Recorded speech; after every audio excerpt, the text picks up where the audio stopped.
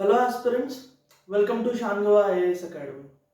So today we are going to start our flagship program. Which is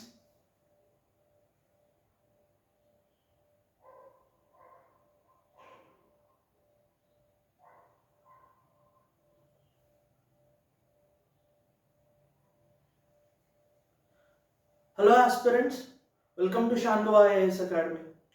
so ఈరోజు మనము competitive ఎగ్జామ్స్లో చాలా important subject అయినటువంటి హిస్టరీతో మనము స్టార్ట్ చేద్దామండి. ఎగ్జామ్ ఫోకస్ సిరీస్ని మేము స్టార్ట్ చేయడం అయితే జరుగుతుంది. ఈ ఎగ్జామ్ ఫోకస్ సిరీస్లో భాగంగా మేమైతే ఇప్పటిదాకా ఏ కాంపిటేటివ్ ఎగ్జామ్స్ యూపీఎస్సీ కండక్ట్ చేసేటివి కానివ్వండి, స్టేట్ పీసీఎస్ఎస్ కండక్ట్ చేసేటివి కానివ్వండి, అందులో ఉన్న హిస్టరీ క్వశ్చన్స్ వాటి యొక్క మూలాలను అన్నింటినీ తీసుకొని వాటికి సంబంధించిన ఇన్ఫర్మేషన్ అన్నింటినీ గ్యాదర్ చేసి అడ్వాన్స్ మీకు ప్రొవైడ్ చేయాలి అనే ఉద్దేశంతో మేము ఈ ఎగ్జామ్ ఫోకస్ హిస్టరీ అనే ఈ యొక్క ప్రోగ్రామ్ని స్టార్ట్ చేయడం అయితే జరుగుతుందండి. Hope you enjoy all these exam focus series. So ఈ ఎగ్జామ్ ఫోకస్ సిరీస్లో భాగంగా మనం ఈరోజు ఇండస్ వ్యాలీ సివిలైజేషన్ గురించి డిస్కస్ చేద్దామండి. Indus valley civilisation. సో మనము ఏన్షియంట్ ఇండియన్ హిస్టరీని కనుక మనం తీసుకుంటే ఈ ఏన్షియంట్ ఇండియన్ హిస్టరీలో మనకు ఏ కాంపిటేటివ్ ఎగ్జామ్ అయినా సరే కానివ్వండి, ఒక 5 క్వశ్చన్స్ మనకి ఆల్మోస్ట్ ఒక 1/3 ఆఫ్ హిస్టరీ ఏన్షియంట్ హిస్టరీ మీదే ఉండడం జరుగుతుంది. సో అందులో ఆ ఏన్షియంట్ హిస్టరీలో కూడా మనకు ఇండస్ వ్యాలీ సివిలైజేషన్ అనేది 1 or 2 బిట్స్ ప్రతి ఎగ్జామ్లో మనకైతే రావడం అయితే జరుగుతుంది. సో అదేవిధంగా మనకు చూసుకుంటే కనుక యూపీఎస్సీ సివిల్ సర్వీసెస్ ఎగ్జామ్స్లో కూడా మనం చూసుకుంటే యూపీఎస్సీ ప్రిలిమ్స్ ఎగ్జామ్లో కానివ్వండి, మెయిన్స్ ఎగ్జామ్లో కానివ్వండి, ఇండస్ వ్యాలీ సివిలైజేషన్ మీద చాలాసార్లు క్వశ్చన్స్ అయితే అడగడం అయితే జరిగిందండి. సో ఈరోజు మనము ఇండస్ వ్యాలీ సివిలైజేషన్ గురించి డిస్కస్ చేద్దాం. ఇండస్ వ్యాలీ సివిలైజేషన్ ఏంటి? ఈ ఇండస్ వ్యాలీ సివిలైజేషన్ అంటే, సివిలైజేషన్ అంటే నాగరికత అంటే ఏంటి? నగరవాసులు ఉన్న ఏరియాని నాగరికత, వాళ్ళు సివిలైజ్డ్ పీపుల్ అంటే they know unique culture differences ఉంటుంది. వేరే వాళ్ళతో పోల్చుకుంటే, రూరల్ అండ్ ట్రైబల్ ఏరియాస్తో పోల్చుకుంటే వీళ్ళు కల్చర్ పరంగా వీళ్ళు చాలా ముందుగా ఉంటారండి. ఓకేనా? సో ఇలా ఈ కల్చర్ పరంగా మనం ఈరోజు ఇండస్ వ్యాలీ సివిలైజేషన్ ఏరియా గురించి మనం డిస్కస్ చేద్దాం. ఈ ఇండస్ వ్యాలీ సివిలైజేషన్ భాగంగా మనకు ఆర్ఎస్ శర్మ గారు, ఒక రినౌండ్ హిస్టోరియన్. సో మనకు ancient history by RS Sharma అనే బుక్ కూడా రాశారండి. ఆయన ఎన్సీఆర్టీకి కూడా బుక్ రాశారు.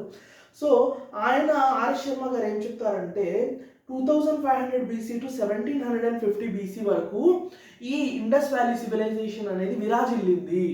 సో ఈ ఇండస్ వ్యాలీ సివిలైజేషన్ అనేది ఈ 750 years చాలా హై ఫేజ్లో ఉన్నింది అని ఆర్ఎస్ శర్మ గారు చెప్తారండి. కానీ ఎన్సీఆర్టీలో ఏముంది అంటే 3300 BC టు 1300 BC వరకు ఇండస్ వ్యాలీ సివిలైజేషన్ ఉంది అని మనకు వీళ్ళు ఎన్సీఆర్టీలో ఉందండి. సో మనము దాని భాగంగా చూసుకుంటే కనుక దీన్ని ఇప్పటిదాకా దొరికిన ఆర్కియాలజికల్ సోర్సెస్ ప్రకారం కానివ్వండి, ఇప్పటిదాకా మనకు దొరికిన పురావస్తు శాఖ వాళ్ళ ఇన్ఫర్మేషన్ కానివ్వండి, ఆర్కియాలజికల్ సర్వే వాళ్ళ ఇన్ఫర్మేషన్ ద్వారా కానివ్వండి, ఇదే ఫస్ట్ సివిలైజేషన్ ఇన్ ఇండియా ఇప్పటి వరకు. సో అంటే మీరు అడగచ్చు, సార్ ఇన్ ఫ్యూచర్ ఫేజ్ ఎలా ఉంటుంది అంటే, ఇన్ ఫ్యూచర్ ఫేజ్ ఎవరైనా దీనికి ముందస్తు ఉన్న పురావస్తు శాఖలో ఏమన్నా మనకు పురావస్తు శాఖ తవ్వకాల్లో ఏమన్నా మనకు ఎక్స్కవేషన్స్లో ఏమన్నా బయటపడి వాటి తవ్వకాల్లో మనకి ఏదన్నా వేరే సోర్సెస్ వచ్చి దీనికంటే పాతది కార్బన్ డేటింగ్ ప్రాసెస్ చేస్తారండి. కార్బన్ డేటింగ్ ప్రాసెస్ ద్వారా వీళ్ళు చేసినప్పుడు దీనికంటే పాతవి ఏమన్నా మనకు రిసోర్సెస్ బయటపడ్డాయి అంటే అప్పుడు Indus valley civilisation second civilisation in India అనేది చెప్పచ్చు, ఛాన్స్ ఉంది. సో అలా చూసుకుంటే కనుక మీరు 1826లో చార్ల్స్ మాసన్ అనే ఆర్కియాలజిస్ట్ ఎవరైతే ఉన్నారో ఈయన ఇండస్ వ్యాలీ సివిలైజేషన్ అనేది ఒకటి ఉంది అని చెప్పి ఈయన డిస్కవర్ చేయడం జరిగింది, కనుగొనడం జరిగింది. సో నెక్స్ట్ చూస్తే 1921లో ఎక్స్కవేషన్స్ స్టార్ట్ అయ్యాయండి. హరప్పాలో ఎక్స్కవేషన్స్ స్టార్ట్ అయ్యాయి. మీరు ఈ ఇండస్ వ్యాలీ సివిలైజేషన్ని చూసుకుంటే కనుక ఇది ఆల్మోస్ట్ మన ఇండియాలో నుంచి ఆల్మోస్ట్ బలూచిస్తాన్ వరకు వెళ్ళిపోయిందండి. బలూచిస్తాన్ వరకు ఎక్స్టెండ్ అయింది సివిలైజేషన్. అది మనం చూస్తాము. ఇండస్ వ్యాలీ సివిలైజేషన్ యొక్క బౌండరీస్ ఇండియాలో ఎక్కడెక్కడ ఉన్నాయనేది మనం చూస్తాము కమింగ్ ఫ్యూ మినిట్స్లో. సో దీనికి సంబంధించినంత వరకు కాంటెంపరీ సివిలైజేషన్స్ ఏవి అంటే, ఈ సివిలైజేషన్ ఇండియాలో ఉన్నప్పుడు వేరే ఏరియాలో అంటే వేరే కంట్రీస్లో ఏ సివిలైజేషన్స్ ఉన్నాయి, ఏ నాగరికతలు ఉన్నాయి అనేది మనం చూసుకుంటే సుమేరియన్ ఆర్ మెసోపటోమియన్ సివిలైజేషన్. మీరు చూసుకుంటే అండి, ఏ సివిలైజేషన్ అయినా సరే, ఏదైనా నాగరికత చాలా అద్భుతంగా వచ్చింది, చాలా సమ్ హండ్రెడ్స్ ఆఫ్ ఇయర్స్ పాటు ఉంది అంటే ఆ నాగరికత విరాజిల్లడానికి మెయిన్ రీజన్ ఏంటంటే ఆ నాగరికతకు పక్కనే అంటే వాళ్ళ సివిలైజ్డ్ పీపుల్కి పక్కనే రివర్ ఉండడం అండి. రివర్ అనేది లేకపోతే మీకు పంటలు పండవు, మీకు ట్రేడ్ అండ్ కామర్స్ చాలా దెబ్బతింటుంది, మీకు అగ్రికల్చర్ కానివ్వండి, ట్రేడ్ అండ్ కామర్స్ కానివ్వండి, లైవ్లీహుడ్ కానివ్వండి, లైవ్ స్టాక్ కానివ్వండి. సో ఇవన్నీ చెయ్యాలి అంటే మనకు ఫస్ట్ ఆఫ్ ఆల్ రివర్ అనేది చాలా ఇంపార్టెంట్, మంచినీరు చాలా ఇంపార్టెంట్ అండి. సో అలా చూసుకుంటే ఈ సుమేరియన్ అండ్ మెసోపటోమియన్ సివిలైజేషన్ ప్రకారము ఇవి Tigris and Euphrates reverse valleys మధ్యలో ఈ సుమేరియన్ ఆర్ మెసోపటోమియన్ సివిలైజేషన్ అనేది విరాజిల్లింది. తర్వాత మీరు చూసుకుంటే అది ఇరాక్లో. మీరు తర్వాత చూసుకుంటే Chinese civilisation. So China civilisation మీరు చూసుకుంటే కనుకండి, చైనా సివిలైజేషన్ అనేది హ్వాంగ్హో రివర్ వ్యాలీ దగ్గర చైనా సివిలైజేషన్ అనేది మనకు బాగా డెవలప్ అవ్వడం జరిగింది. ఈ హ్వాంగ్హో రివర్నే మనము సారో ఆఫ్ చైనా అని పిలుస్తారండి. అంటే తెలుగులో చెప్పాలంటే చైనా యొక్క దుఃఖదాయిని నది. అంటే మీరు చూసుకుంటే కనుక ఈ చైనా ఏంటి సరే ఎందుకు దుఃఖదాయిని అంటారు అంటే, ఇప్పుడు చైనా ఈ హ్వాంగ్హో రివర్ వ్యాలీకి సర్టైన్ పాత్ లేదండి, అంటే సరైన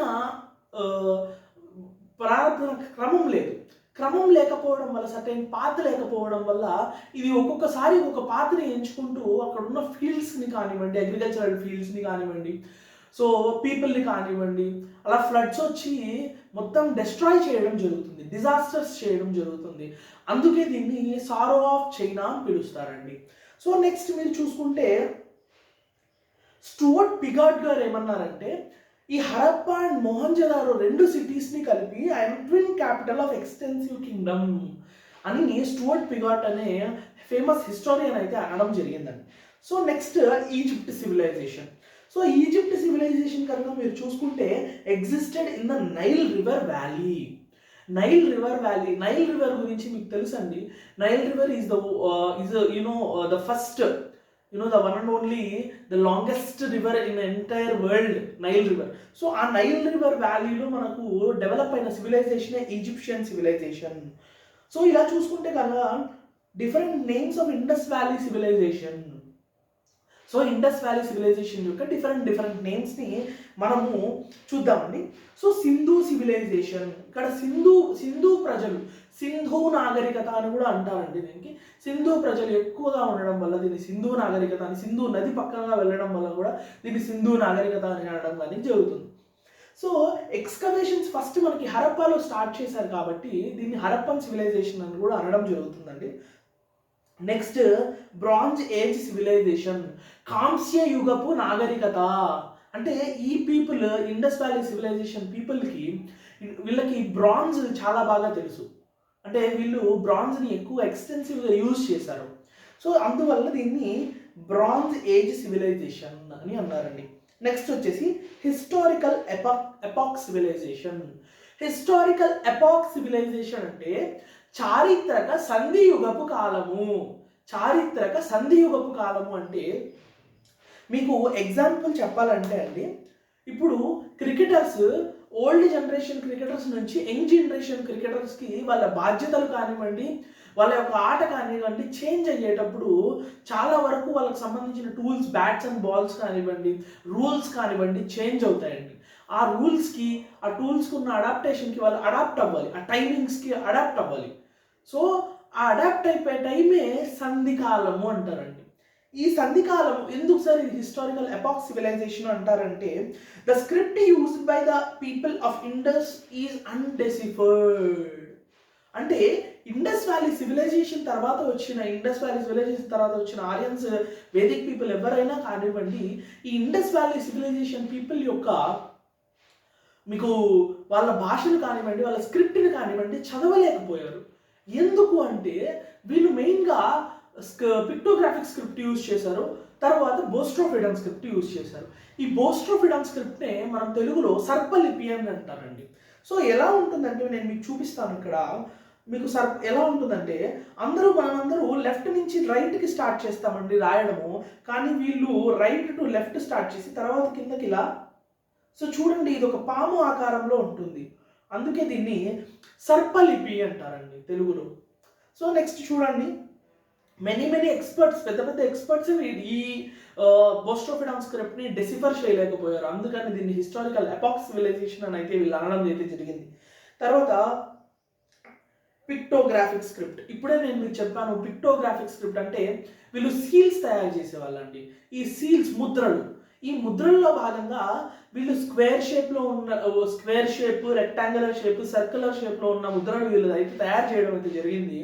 అందులో భాగంగా వీళ్ళు చూడండి, ఇక్కడ స్క్వేర్ షేప్ కానివ్వండి, రెక్టాంగిల్ షేప్ కానివ్వండి, సర్క్యులర్ షేప్ కానివ్వండి, ఇలా ఉండి వీటిపైన యానిమల్స్ బొమ్మలు కానివ్వండి, లేకపోతే నేచర్ గాడెస్ బొమ్మలు కానివ్వండి, పశుపతినాథ సీల్స్ కానివ్వండి, మదర్ గాడెస్ బొమ్మలు కానివ్వండి వీళ్ళు వేసేవాళ్ళు.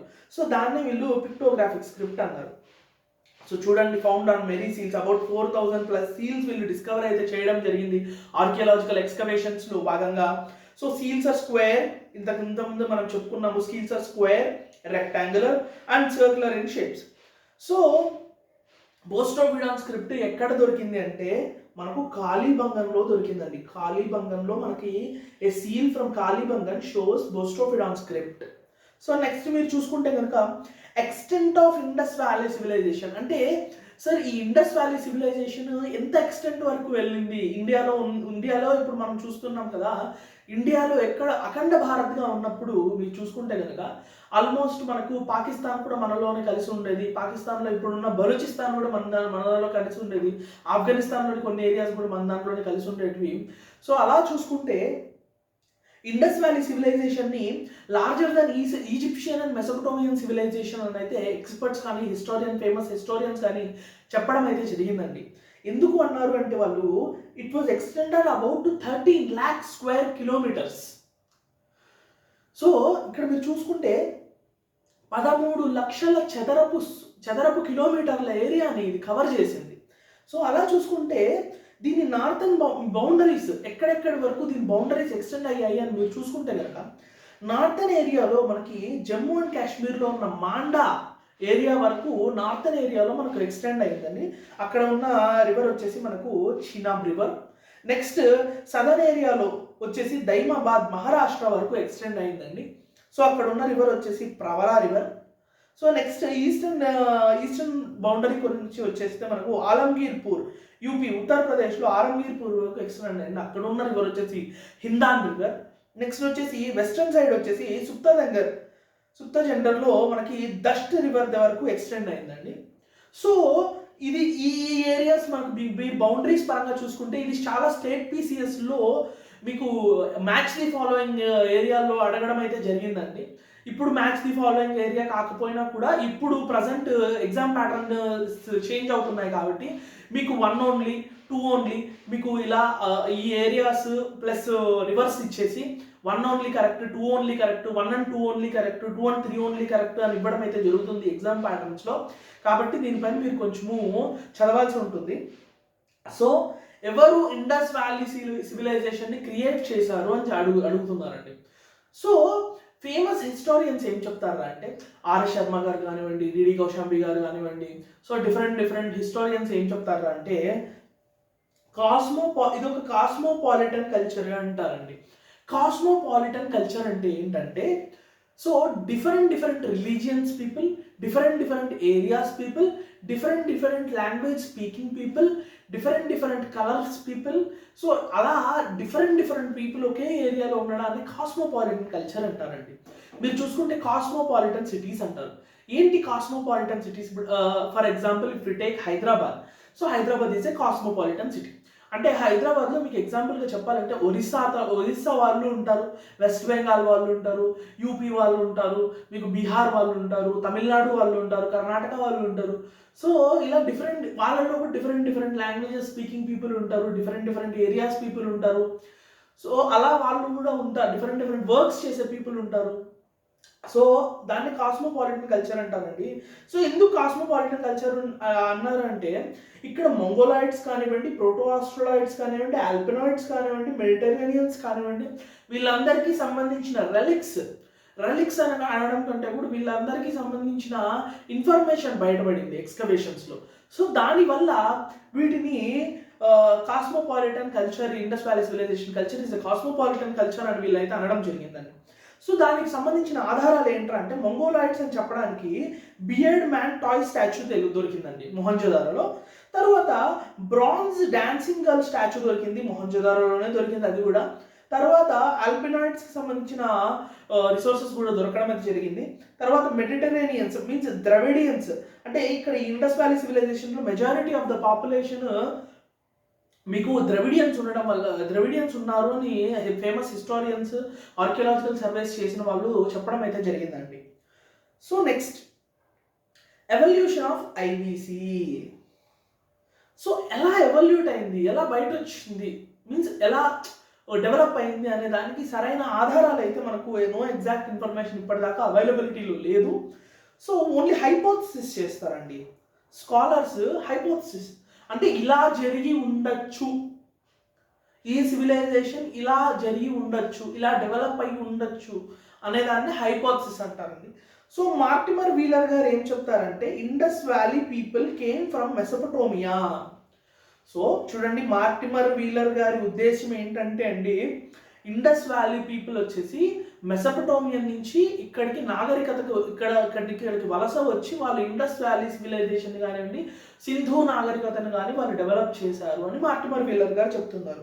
సిమిలారిటీస్ ఎందుకు ఆయన అలా అనడం జరిగిందంటే, సో మెసోపటోమియాలో కానివ్వండి, ఇండస్ వ్యాలీ సివిలైజేషన్లో కానివ్వండి, మీకు చూసుకుంటే కనుక సిమిలారిటీ ఏంటంటే వాళ్ళు మదర్ గాడెస్ని పూజిస్తారు, వీళ్ళు కూడా మదర్ గాడెస్ని పూజిస్తారు.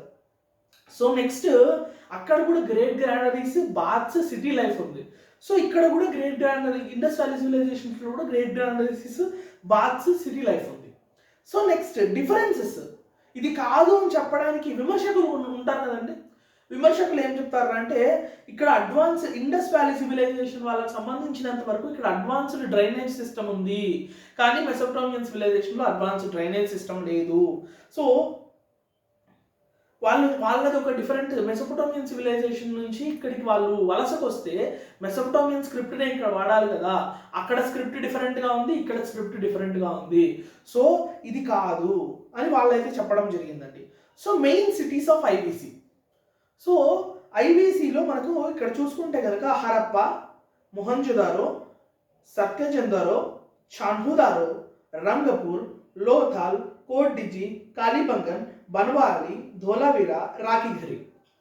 సో ఇండస్ వ్యాలీ సివిలైజేషన్స్లో ఎక్స్కవేషన్స్ స్టార్ట్ చేసినప్పటి నుంచి ఇప్పటిదాకా ఈ ఎవరైతే ఆర్కియలాజికల్ సర్వే వాళ్ళు ఈ సిటీస్ అన్నిటినీ వాళ్ళైతే ఎక్స్కవేషన్స్లో బయటకు తీయడం అయితే జరిగిందండి. సో ఈ ఇయర్స్ చాలా బాగా గుర్తుపెట్టుకోవాలి, ఎందుకంటే ఇయర్స్ అడగడం అయితే జరుగుతుంది, మీకు మ్యాచ్ ది ఫాలోయింగ్ క్వశ్చన్స్లో అడగడం అయితే జరుగుతుంది. సో ఈ ఫేమస్ ఆర్కియాలజిస్ట్ ఎవరైతే వీళ్ళు సర్వేస్ ద్వారా కానివ్వండి, ఎక్స్కవేషన్స్ ద్వారా కానివ్వండి ఈ సిటీస్ని బయట వచ్చేలాగా చేశారో వాళ్ళకి సంబంధించిన పేర్లు ఇక్కడ ఉన్నాయండి. సో నెక్స్ట్ హరప్పన్ సివిలైజేషన్కి ఉన్న మేజర్ రివర్ ఏంటి? రావి. మొహంజోదారోకు ఉన్న రివర్ వచ్చేసి సింధు రివర్. ఇలా ప్రతి ఒక్క మేజర్ సిటీకి ఒక రివర్ ఖచ్చితంగా ఉంటుంది అండి, మీరు చూడాలి. ఎందుకంటే మీరు చూసుకుంటే కనుక హైదరాబాద్, సో ఇప్పుడున్న హైదరాబాద్ కాదు కానివ్వండి, ఒక 300-400 ఇయర్స్ బ్యాక్ వెళ్తే హైదరాబాద్కి మూసీ రివర్ ఉండేది. మీరు ఇప్పుడు విజయవాడ చూసుకుంటే కనుక Amaravati, which is Amaravati now. So Vijayawada side చూసుకుంటే కనుక మీరు కృష్ణా రివర్ ఉంటుంది. సో విజయనగర ఎంపైర్ వాళ్ళకు వచ్చేసి తుంగభద్ర రివర్ ఉంటుంది. సో అలా ఫేమస్ ఎంపైర్స్కి ఉన్న సిటీస్ కానివ్వండి, ఫేమస్ సివిలైజేషన్స్లో ఉన్న సిటీస్కి కానివ్వండి రివర్స్ పక్కనే ఉంటాయండి. ఎందుకంటే వాళ్ళ అగ్రికల్చర్ కానివ్వండి, లైఫ్ స్టాక్ కానివ్వండి, లైవ్లీహుడ్ కానివ్వండి, వాళ్ళకి అన్నీ డెవలప్ అవ్వాలి అంటే, వాళ్ళ ట్రేడ్ అండ్ కామర్స్ కానీ డెవలప్ అవ్వాలి అంటే ఖచ్చితంగా రివర్స్ ఉండి తీరాలి. సో ఇవన్నీ ఎక్కడెక్కడ ఉన్నాయి సిటీస్ అని మీరు చూసుకుంటే కనుక, హరప్పా వచ్చేసి మనకి Punjab province in Pakistan. Next Mohenjo-daro వచ్చేసి సింధ్ ఏరియాలో పాకిస్తాన్లో ఉంది అండి. తర్వాత సత్యంజదారో వచ్చేసి మనకి బెలోచిస్తాన్లో ఉంది. తర్వాత చాన్హుదారో వచ్చేసి మనకి పాకిస్తాన్లో ఉంది. రంగపూర్ వచ్చేసి గుజరాత్లో ఉంది. లోథాల్ కూడా గుజరాత్లో ఉంది. లోథాల్ మీరు చాలా బాగా ఎక్కువగా ఎక్స్టెన్సివ్గా మీరు చూడాల్సి వస్తుందండి. లోథాల్ మీద చాలా వరకు క్వశ్చన్స్ లోథాల్ మీద ఎక్కువగా అడగడం అయితే, ఇండస్ వ్యాలీ సివిలైజేషన్ సంబంధించిన క్వశ్చన్స్లో లోథాల్కి సంబంధించిన క్వశ్చన్స్ చాలా ఎక్కువగా ఇంటెన్సివ్గా అడుగుతున్నారు. ఎందుకంటే ఇది డాక్యార్డ్, ట్రేడ్ అండ్ కామర్స్కి సంబంధించిన, ఎకనామిక్ లైఫ్ స్టైల్కి సంబంధించిన ఏరియా కాబట్టి ఇది. సో నెక్స్ట్ మీరు చూసుకుంటే కోట్డిజీ వచ్చేసి సింధ్ ఏరియాలో పాకిస్తాన్లో ఉంది. కాలీబంగన్ వచ్చేసి రాజస్థాన్లో ఉంది. సో బనవాలి చూసుకుంటే హర్యానాలో ఉంది. ధోలావీరా చూసుకుంటే మనకి గుజరాత్లో ఉంది. రాఖీఘరీ చూసుకుంటే మనకి హర్యానాలో ఉంది. So these are the major Indus valley civilisation cities. ఇవి చాలా ఇంపార్టెంట్ అండి. చాలా బాగా ఎక్స్టెన్సివ్గా ప్రిపేర్ అవ్వాల్సి ఉంటుంది ఈ సిటీస్ని గుర్తుపెట్టుకోవడం. So next we are going to discuss about important features of Indus Valley sites. So important features of Indus Valley sites ఏంటి? అంటే డిఫరెంట్ వేరే సివిలైజేషన్తో కంపేర్ చేస్తే ఇండస్ వ్యాలీ సివిలైజేషన్కి ఉన్న అడ్వాంటేజ్ ఏంటి? సో అలా మీరు చూసుకుంటే కనుక ఇండస్ వ్యాలీ సివిలైజేషన్కి మీరు చూసుకుంటే మొహంజదారోలో చూసుకుందామండి. సో సైట్స్ పరంగా వెళ్దాం మనము. సో మొహంజదారోలో చూసుకుంటే గ్రేట్ బాత్ ఉంది, గ్రేట్ గ్రానరీ ఉంది, అసెంబ్లీ హాల్ ఉంది, టెంపుల్ ఉంది. సో ఇవి చూడండి ఎక్స్కవేషన్స్ మనకి ఎన్ని బయటపడ్డాయంటే గ్రేట్ బాత్ ఉంది. సో ఈ గ్రేట్ బాత్ని డివైన్ బాత్ అంటారండి వాళ్ళు. సో డివైన్ బాత్ అంటే ఎలా చెప్పాలంటే, మీకు దేవుణ్ణి పూజించిన తర్వాత స్నానాలు ఆచరించడం కానీ, సో ఇలా కోనేరు ఉంటుంది కదండి మన టెంపుల్స్లో. సో అలా వీళ్ళు కూడా గ్రేట్ బాత్ని కన్స్ట్రక్ట్ చేసుకోవడం జరిగింది. గ్రేట్ గ్రానరీ, ధాన్యపు గది. తర్వాత అసెంబ్లీ హాల్. సో అందరూ కూర్చొని డిస్కస్ చేసుకునే అసెంబ్లీ హాల్. టెంపుల్, గుడి. సో బ్రాహ్మ్స్ డాన్సింగ్ గర్ల్ మనం ఇంతకుముందే చెప్పుకున్నాం. Beard man statue, Mesopotamian cylindrical seals. తర్వాత పశుపతి మహాదేవ సీల్. సో పశుపతి మహాదేవానే ప్రోటో శివ అంటారండి. Next bull seal, chess board, hacksaw, swords, lingas. So మొహంజదారోలో ఎక్స్కవేషన్స్లో ఇవన్నీ బయటపడడం అయితే జరిగిందండి. తర్వాత మనం హరప్పా గురించి డిస్కస్ చేస్తే గ్రానరీస్, ఇక్కడ కూడా గ్రానరీస్ ఉన్నాయి. Bullock cart, scale, wooden coffin అంటే చెక్క శవపేటిక, ఓకేనా. స్కేల్ కొలవద్ద, పాటర్స్ వీల్, సో కుమ్మరి చక్రం. తర్వాత వర్కర్స్ హౌసెస్, తర్వాత డాన్సింగ్ మ్యాన్ స్టాచ్యూ. ఇవన్నీ మనకు హరప్పాలో బయటపడడం అయితే జరిగిందండి. మీరు క్వశ్చన్ ఎలా అడుగుతారు అంటే, wooden coffin, which of the following cities during archaeological excavations wooden coffin was means బయటపడింది అని అడుగుతారండి. సో మీరు అలా చూసుకుంటే కనుక హరప్పాని పెట్టాల్సి వస్తుంది. తర్వాత చాన్హుదారో. సో చాన్హుదారోలో only city without fort. So ఈ ఇండస్ వ్యాలీ సివిలైజేషన్లో మీకు సిటీ బిల్డింగ్ చాలా ఇంపార్టెంట్ ఫేజ్ అండి వీళ్ళది. సిటీ బిల్డింగ్ చాలా ఎక్సలెంట్ సిటీ బిల్డింగ్ చేస్తారు వీళ్ళు. టౌన్ ప్లానింగ్ అనేది చాలా హై లెవెల్లో టౌన్ ప్లానింగ్ చేస్తారు వీళ్ళు. సో ఈ హై లెవెల్లో టౌన్ ప్లానింగ్ చేసినప్పుడు మీకు వీళ్ళు ఎలా చేస్తారంటే అండి, సో ఈ ప్రీస్ట్స్ కానివ్వండి, థియోక్రాట్స్ కానివ్వండి, మత నాయకులు, మత పెద్దలు, సో వీళ్ళు కానివ్వండి, బాగా డబ్బులు ఉన్న వాళ్ళు కానీ, it's class based society, not caste based society. So ఈ ఇండస్ వ్యాలీ సివిలైజేషన్ అనేది క్లాస్ బేస్డ్ సొసైటీ. అంటే బ్యాక్వర్డ్ క్లాస్ వాళ్ళు కింద ఉంటారు, బాగా డబ్బులు ఉన్న వాళ్ళు అప్పర్డ్ క్లాస్ వాళ్ళు పైన ఉంటారు. వీళ్ళు ఎలాగ సిటీ బిల్డ్ చేసుకుంటారంటే, అప్పర్ క్లాస్ వాళ్ళంతా వచ్చేసి మీన్స్ రిచ్ పీపుల్ అంతా వచ్చేసి మనకు పైన సిటాడెల్ అని ఒక సపరేట్ ఏరియాని బిల్డ్ చేసుకుంటారండి వీళ్ళు. అంటే మామూలు ఫ్లాట్ ఏరియా నుంచి ఒక 10-12 మీటర్స్ పైకి సిటీని మళ్ళీ ఒక చిన్న సిటీని బిల్డ్ చేసుకొని అక్కడ వీళ్ళు అందరూ అయితే ఉండడం జరుగుతుంది. రిచ్ పీపుల్ కానీ, ప్రీస్ట్ కానీ, థియోక్రాట్స్ కానివ్వండి, వీళ్ళు అక్కడైతే ఉండడం అయితే జరుగుతుందండి. అందుకే దాన్ని సిటాడెల్ అంటారు. వీళ్ళు దానికి పెట్టుకున్న పేరు సిటాడెల్. సో తరువాత ఈ పనులు చేసే పీపుల్ కానివ్వండి, లేబర్స్ కానివ్వండి, వీళ్ళందరూ కూడా వీళ్ళకి కింద ఉంటారండి పీపుల్. సో దాన్ని నార్మల్ సిటీ అని చెప్తారు వీళ్ళు. సో చాన్హుదారు మాత్రమే ఓన్లీ సిటీ వితౌట్ ఫోర్ట్ అంటారండి. సో ఇప్పుడు మీకు క్వశ్చన్ అడగచ్చు, which of the following cities in which there was a no city is there existed అని అడిగితే అప్పుడు మీరు చాన్హుదారో అని పెట్టాల్సి వస్తుందండి అందులో. సో ఇక్కడ ఇంక్ పార్ట్ దొరికిందండి. తర్వాత bronze bullock cart cat figures దొరికాయి. ఎక్కడ దొరికాయండి?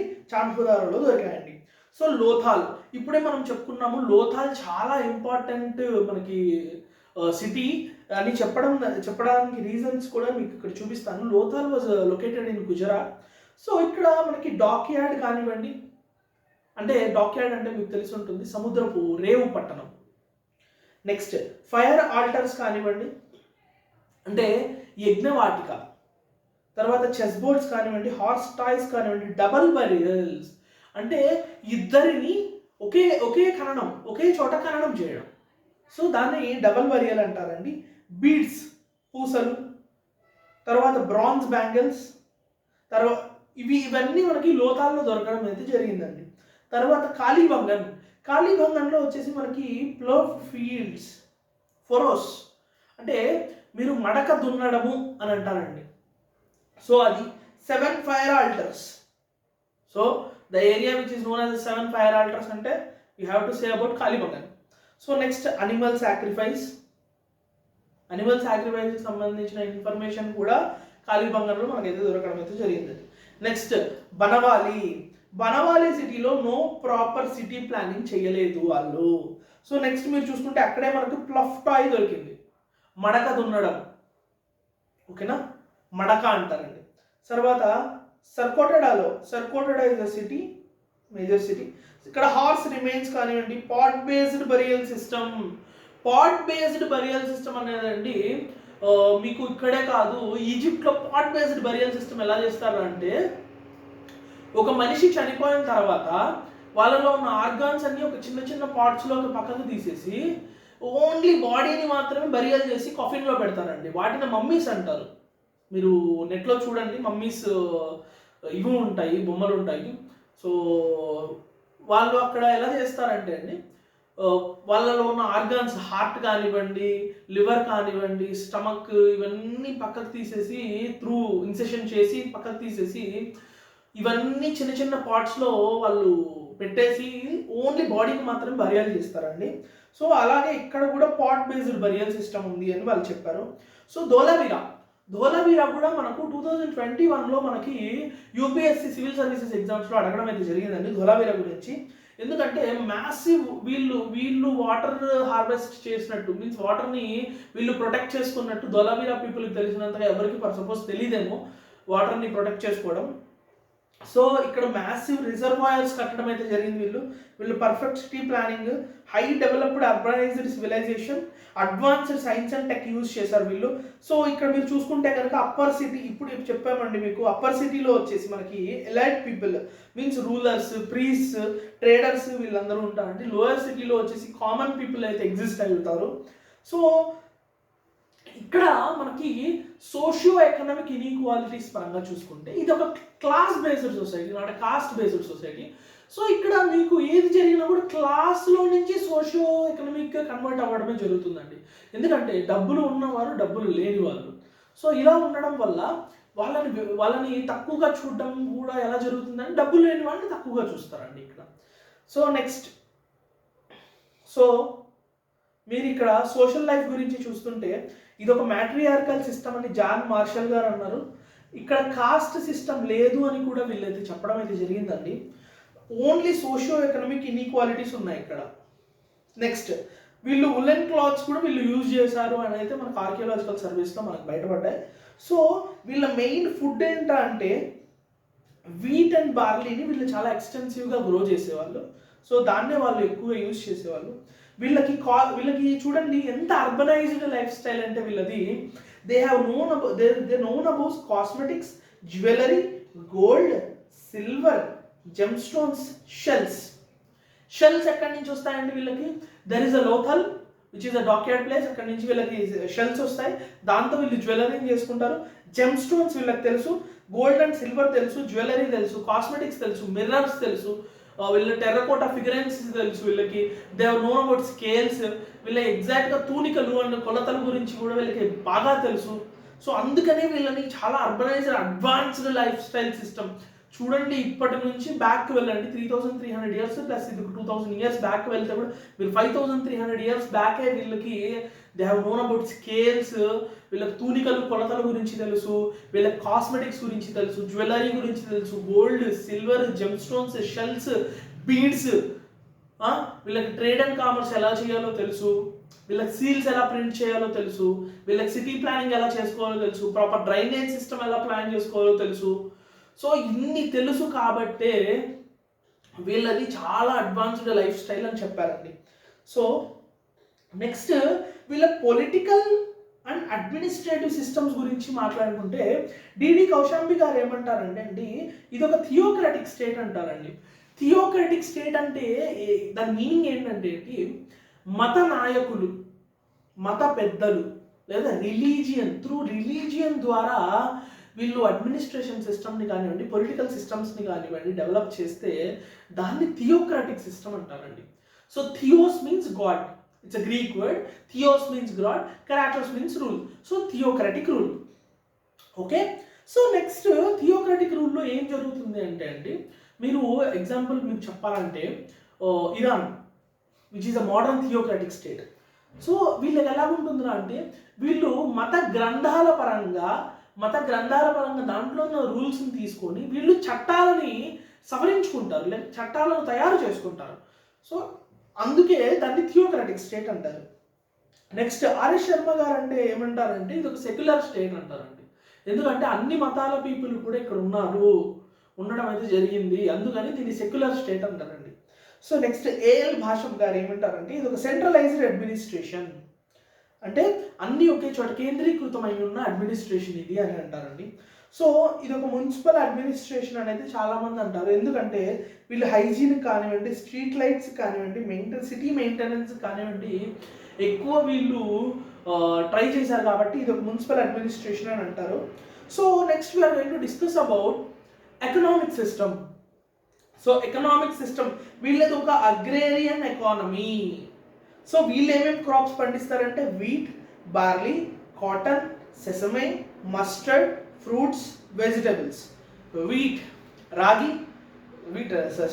గోధుమలు, barley, cotton, sesame, mustard, fruits and వెజిటబుల్స్ని వీళ్ళైతే పండించడం అయితే ఎక్స్టెన్సివ్గా గ్రో చేయడం అయితే జరుగుతుంది. ఇక్కడ రైస్ ఎవిడెన్స్ కూడా దొరికిందండి మనకి. రైస్ హస్క్ కానివ్వండి, రైస్ కానివ్వండి, వరి పొట్టుకి సంబంధించిన ఎవిడెన్స్ మనకి లోథాల్లో కానీ రంగపూర్లో కానివ్వండి మనకు దొరికాయండి. సో బనవాలీలో వచ్చేసి టెర్రకోట బొమ్మలు అంటారండి. మీరు గూగుల్లో సెర్చ్ చేస్తే ఖచ్చితంగా దొరుకుతుంది టెర్రకోట బొమ్మలు అనేది. అది కూడా ఇక్కడ నుంచే వాళ్ళ ఇన్స్పిరేషన్ అండి. సో నెక్స్ట్ కాళీబంగంలో ఇంతకుముందు చెప్పుకున్నాము ఫరోస్, ప్లఫ్డ్ ఫీల్డ్స్ దొరికాయి. నెక్స్ట్ సొర్కోటోడాలో హార్స్ బోన్స్ దొరికాయి. సో ఇండస్ట్రీస్ పరంగా చూసుకుంటే వీళ్ళు ఎలాంటి ఇండస్ట్రీస్ని ఇంకా డెవలప్ చేశారో అని పరంగా చూసుకుంటే కనుక మీరు హ్యాండీక్రాఫ్ట్స్, చేతి వృత్తులు, టెక్స్టైల్స్, వస్త్రాధారణ, పాటరీ, కుండలు, లెదర్, చర్మకార వృత్తులు, నెక్స్ట్ బ్రిక్స్, ఇటుకలు, మెటల్స్, లోహపు వస్తువులు. Next they are mainly known for their ship building. ఈ షిప్ బిల్డింగ్ ఎక్కడ జరిగేదండి? Ship building Lothal, Charminar, Dholavira.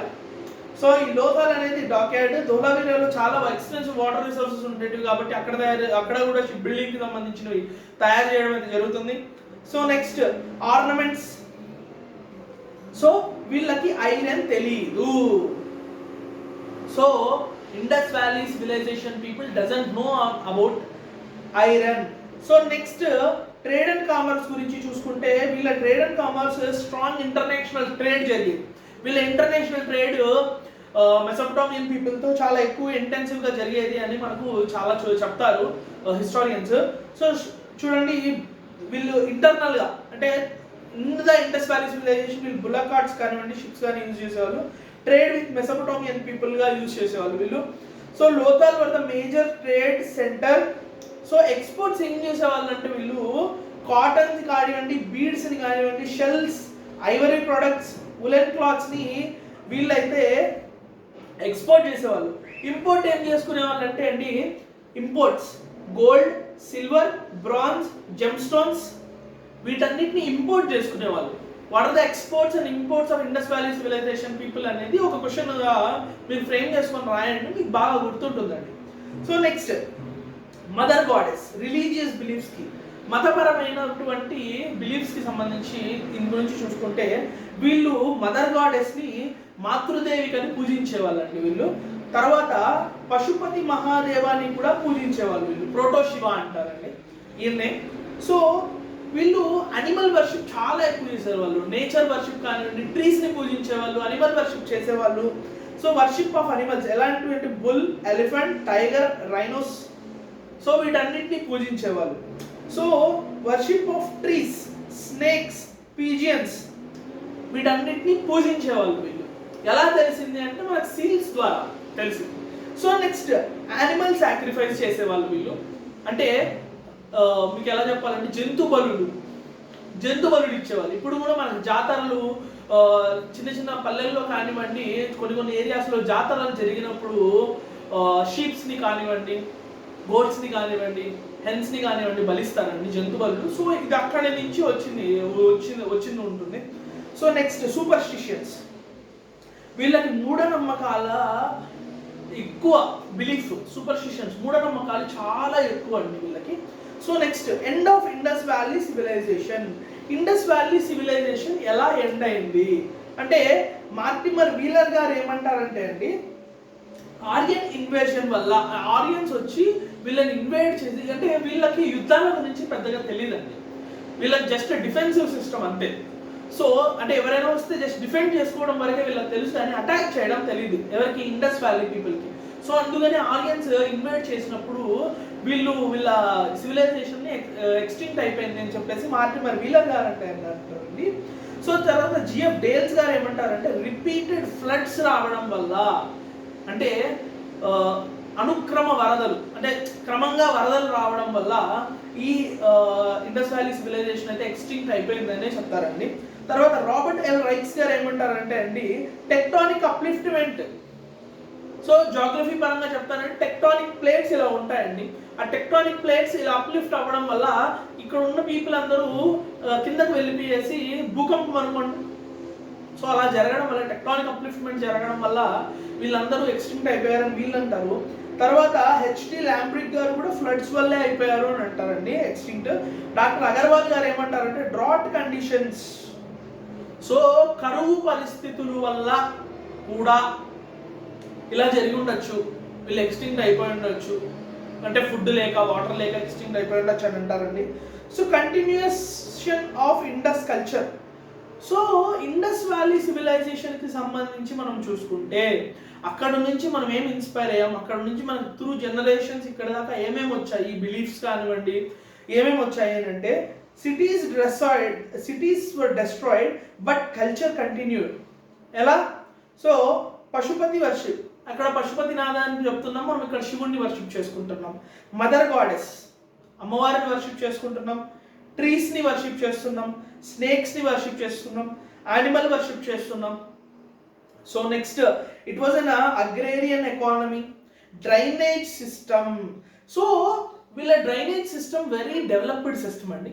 So ఈ డ్రైనేజ్ సిస్టమ్ ప్రకారం వీళ్ళది చూసుకుంటే కనుక వీళ్ళ డ్రైనేజ్ సిస్టమ్ ఎలా ఉంటుందంటే, సో వీళ్ళ డ్రైనేజ్ సిస్టమ్ వచ్చేసి త్రూ పాట్స్. ఎలా అంటే చూడండి,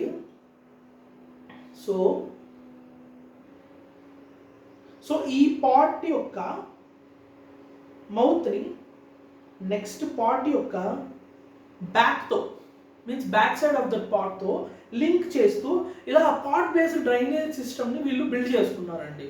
సో అందుకే వాళ్ళది స్ట్రాంగ్ డ్రైనేజ్ సిస్టమ్గా డెవలప్ అయింది. తర్వాత అర్బన్ ప్లానింగ్ ఎలిమెంట్స్.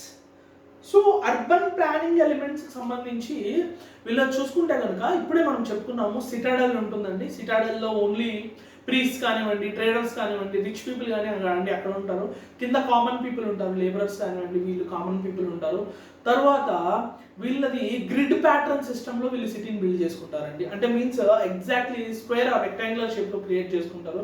అందులోన వీళ్ళ రోడ్స్ ఎలా క్రియేట్ చేస్తారంటే అండి, ఎగ్జాక్ట్ 90 degrees టర్న్ వచ్చే మాదిరి రోడ్స్ని క్రియేట్ చేసుకుంటారు వీళ్ళు 4 sides of the city.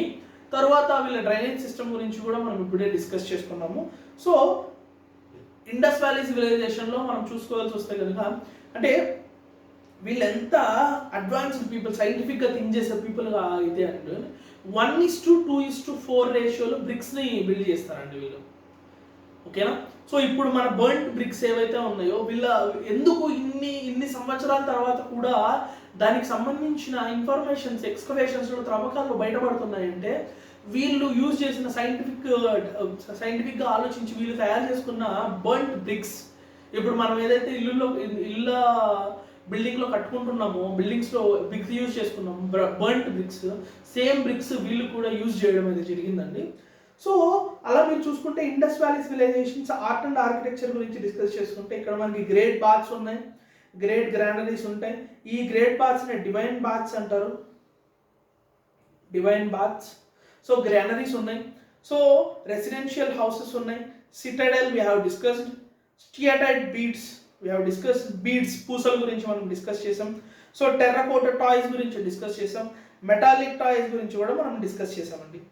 So that's it with the Indus valley civilisation. So Indus valley civilisation గురించి రీసెంట్ కరెంట్ అఫైర్స్లో కూడా మనం చూడడం అయితే జరిగిందండి. రీసెంట్ కరెంట్ అఫైర్స్లో భాగంగా ఇండస్ వ్యాలీ సివిలైజేషన్ని recent current affairs. So current అఫైర్స్లో భాగంగా ఏం చెప్పారంటే అండి, ఇండస్ వ్యాలీ సివిలైజేషన్ ఎక్స్టింక్ట్ అయిపోవడానికి మెయిన్ రీజన్ని వాళ్ళు కనుగొనడం అయితే జరిగింది. సో ఏంటి అంటే, వరుసానుక్రమంలో వచ్చిన డ్రాట్స్, కరువుల వల్ల ఇండస్ వ్యాలీ సివిలైజేషన్ అనేది ఎక్స్టెంట్ అయిపోయింది. సో అంటే వాళ్ళు చెప్పడం ప్రకారం ఏంటంటే ఆల్మోస్ట్ 3 to 4 generations పాటు డ్రాట్స్ వచ్చాయి. సో ఆ డ్రాట్స్ రావడం వల్ల మనకు ఇండస్ వ్యాలీ సివిలైజేషన్ అనేది అయితే ఎక్స్టింక్ట్ అయిపోయింది. మీరు 3 to 4 generations అంటే క్యాలిక్యులేట్ చేసుకోండి. ఒక జనరేషన్ 25 years అనుకున్నా కూడా 3 to 4 generations అంటే 75 to 100 years పాటు వర్షం పడకపోవడం వల్ల, లేదా తక్కువ వర్షాభావ పరిస్థితులు ఉండడం వల్ల డ్రాట్స్ రావడం, కరువు పరిస్థితులు రావడం, లైఫ్ స్టాక్ ఎండ్ అయిపోవడం, అగ్రికల్చర్ సరిగ్గా లేకపోవడం, ట్రేడ్ అండ్ కామర్స్ సరిగ్గా జరగకపోవడం, చేతిలో డబ్బు లేకపోవడం, తాగడానికి నీళ్లు లేకపోవడం వల్ల, తినడానికి ఫుడ్ లేకపోవడం వల్ల ఈ ఇండస్ వ్యాలీ సివిలైజేషన్ అయితే ఎండ్ అయిపోయింది అని మనకు రీసెంట్ ఇన్ఫర్మేషన్ అయితే కరెంట్ అఫైర్స్ ద్వారా మనం తెలిసిందండి. Thank you. So today we have completed our Indus Valley civilization in this class. So for the next class we'll discuss about the Vedic civilization. So Vedic civilisation కూడా చాలా మంచి topic అండి. దాంట్లో కూడా ఎక్స్టెన్సివ్గా 1 or 2 బిట్స్ అయితే మనకి 1 బిట్ అయితే మనకి రావడం అయితే జరుగుతుంది ఏ కాంపిటేటివ్ ఎగ్జామ్లో అయినా సరే. సో దాని గురించి కూడా మనం ఇన్ డీటెయిల్గా డిస్కస్ చేద్దాం. So it will be a interactive class కాదు కాబట్టి మీరు ఏమన్నా మీరు కామెంట్ చేయాలి అనుకుంటే కామెంట్ చేయండి. మీకు ఏమన్నా ఎక్స్టెన్సివ్గా మేమేమన్నా పాయింట్ మిస్ చేసి ఉంటే కూడా మీరు చెప్పండి. We'll take it as a friendly opportunity with you. Thank you.